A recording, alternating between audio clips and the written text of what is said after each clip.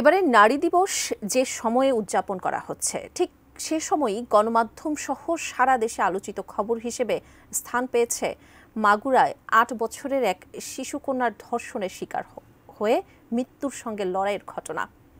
বাংলাদেশে বিগত 2 দশকে নারীর ক্ষমতায়ন যেমন বেড়েছে তেমনি বেড়েছে নারী ও শিশুর প্রতি সহিংসতাও। বিস্তারিত ইমতিয়াজ আলমের রিপোর্টে।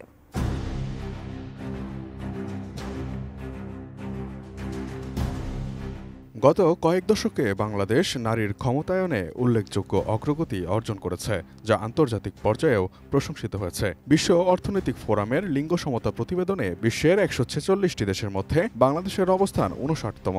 এশিয়ার দেশগুলোর মধ্যে নারীর ক্ষমতায়নে বাংলাদেশ শীর্ষস্থানেও রয়েছে।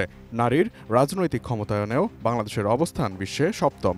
এছাড়া স্থানীয় সরকার প্রতিষ্ঠানে 33% আসন নারীদের জন্য সংরক্ষিত রাখা হয়েছে, যা তৃণমূল পর্যায়েও নারীর রাজনৈতিক ক্ষমতায়নকে বৃদ্ধি করেছে। অর্থনৈতিক ক্ষেত্রে 2020 সালে বাংলাদেশ কর্মজীবী নারীর সংখ্যা 16.2 মিলিয়ন থেকে বৃদ্ধি পেয়ে 18.6 মিলিয়নে পৌঁছেছে। নারীরা ব্যবসা বাণিজ্য, উদ্যোক্তা, কৃষি, পোশাক শিল্প সহ বিভিন্ন ক্ষেত্রে উল্লেখযোগ্য ভূমিকা পালন করছেন। সরকার নারী উদ্যোক্তাদের বিনা জামানতে ও স্বল্প সুদে ঋণ প্রদান সহ বিভিন্ন সুযোগ সুবিধাও প্রদান করছে, যা অর্থনৈতিক ক্ষমতায়নকেও ত্বরান্বিত করছে। শুধু ব্যক্তি কিংবা পারিবারিক পরিসরে নয়, নারীরা রাষ্ট্র পরিচালনা, প্রশাসন, বিচার বিভাগ, কূটনীতি, সশস্ত্র বাহিনী এবং আইনশৃঙ্খলা রক্ষাকারী বাহিনীতেও সক্রিয়ভাবে অংশগ্রহণ করছেন। তবে মুদ্রার উল্টো পিঠ রয়েছে, যেখানে রয়েছে নারীর বঞ্চনা এবং তার উপর হওয়া সহিংসতার আখ্যান। বসুন্ধরা ডায়াপেন্ট এখন আরো উন্নত। এই হট এয়ার থ্রো টপশিট দ্রুত শোষণ করে সোনামণিকে দেয় কোমল অনুভূতি। হিউম্যান রাইটস সাপোর্ট সোসাইটির তথ্য অনুসারে 2020 থেকে 2024 সাল পর্যন্ত গত 5 বছরে বাংলাদেশে কমপক্ষে 11,758 জন নারী ও মেয়ে শিশু নির্যাতন ও সহিংসতার শিকার হয়েছে, যার মধ্যে 6,305 জনকে ধর্ষণ করা হয়েছে।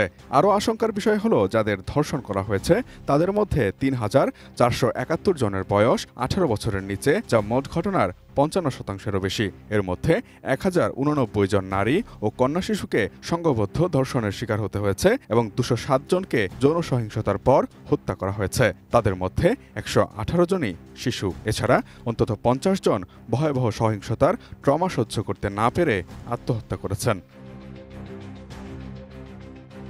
বিশ্বের 161টি দেশ ও অঞ্চলে 2000 থেকে 2018 সাল পর্যন্ত নারী নির্যাতনের তথ্য বিশ্লেষণ করে 2021 সালে একটি প্রতিবেদন প্রকাশ করে বিশ্ব স্বাস্থ্য সংস্থা। সেই প্রতিবেদন অনুসারে স্ত্রী নির্যাতনের হারে বিশ্বে 4র্থ অবস্থানে রয়েছে বাংলাদেশ। দেশের 15 থেকে 49 বছর বয়সী নারীদের 50%, অর্থাৎ দেশের প্রতি 2 জন নারীর 1 জন নারী জীবনে কখনো না কখনো সঙ্গীর হাতে শারীরিকভাবে নির্যাতনের শিকার হয়েছেন বলে উঠে এসেছে সেই প্রতিবেদনে। 5 আগস্ট ক্ষমতার পালাবদলের পরও নানাভাবে বেড়েছে নারীদের উপর সহিংসতা ও হয়রানির ঘটনা। সরকারের সহিংসতা বিরোধী অবস্থান ঘোষণা করার পরেও দেশের নানা স্থানে মোরাল পুলিশিং ঘটনার মাধ্যমে নারীদের হয়রানির ঘটনা নারীদের মধ্যে বাড়িয়েছে আতঙ্ক। তাই নারীর ক্ষমতায়নে বাংলাদেশের ইতিবাচক ভাবমূর্তি ধরে রাখতে নারীদের সুরক্ষার ব্যাপারে রাষ্ট্রকে আরও মনোযোগী হওয়ার দাবি সচেতন নাগরিকদের। Imtiaz Alam, desk report, ATN news.